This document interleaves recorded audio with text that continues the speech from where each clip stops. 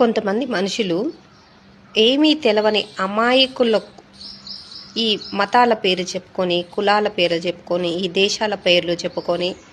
ఇది మాది హిందూ దేశం, మాది భారతదేశం హిందూ దేశంగా ఉంది, మాది ఐందవ మతం, ఇలా కొన్ని కొంతమంది ఈ డబ్బు సంపాదించుకోవడం కోసం ఏమీ తెలియని అంటే అందరూ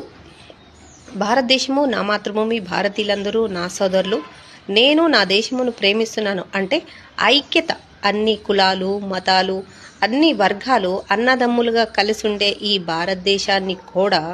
కేవలం విడదీయడం కోసమే మా హిందూ దేశం అని, మా ఐందవ దేశం, ఇలా కొంతమంది ప్రజలను గుంపుగా చేసుకొని డబ్బు సంపాదించడం కోసమే ఈ ప్లాట్ఫారాన్ని ఉపయోగించుకుంటున్నారు.